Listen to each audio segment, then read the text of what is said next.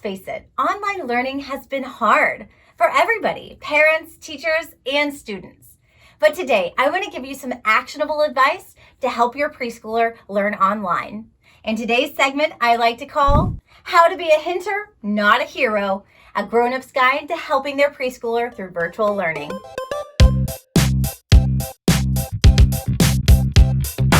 Today, we're going to talk a little bit about scaffolding. Now, you may have heard of the word scaffolding before as it relates to building new buildings or renovations, but did you know it also has to do with how your preschooler learns? Scaffolding refers to structured assistance or support that helps an individual learn new skills and accomplish tasks. Scaffolding helps build independence, and the key is to give just enough support that helps the child learn the new task, but not so much support that they're no longer challenged to expand their skill set. So how do we do that? I'm glad you asked. You see, with scaffolding, struggling is not only allowed, it's encouraged. Scaffolding is all about offering the right amount of support, not too little and not too much, because becoming independent takes a lot of practice.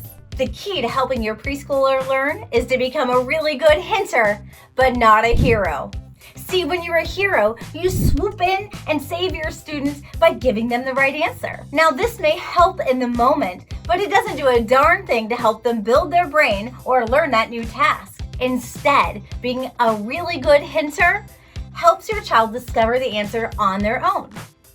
So let's look at some tips to using scaffolding techniques to become a really good hinter. Hinter tip number 1, ask probing questions.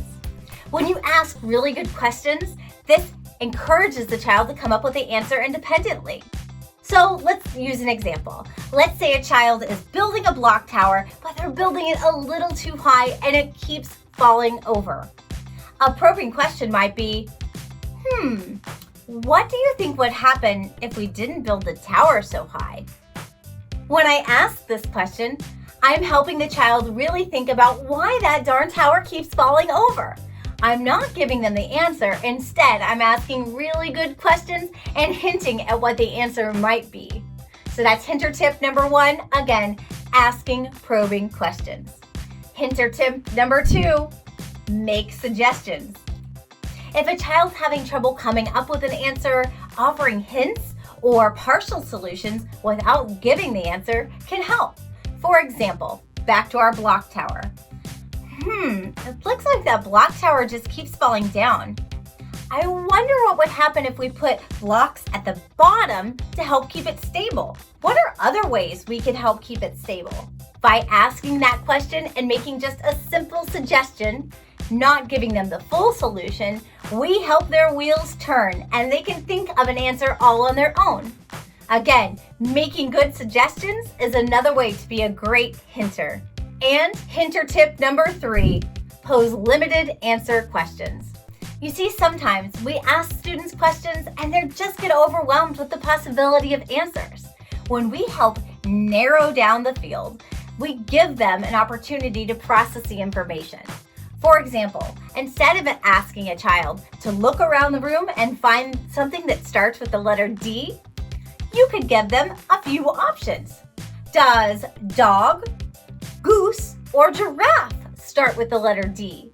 See, by giving them an option of 3, we narrow down the field and help them really process the information, preventing overwhelm and helping the child come up with the correct answer. And always, we want to offer encouragement and praise, because when a child completes a task or even attempts to complete a task, all of that goodness should be praised upon.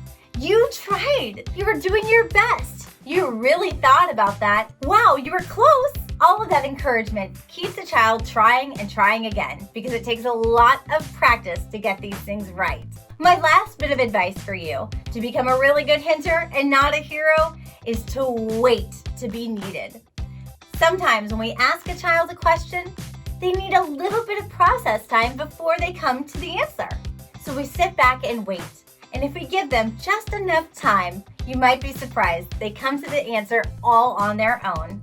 Scaffolding is all about being a really good hinter and not a hero. Tell them where to look, but don't tell them what to see. Thanks for joining me today. I'll see you soon.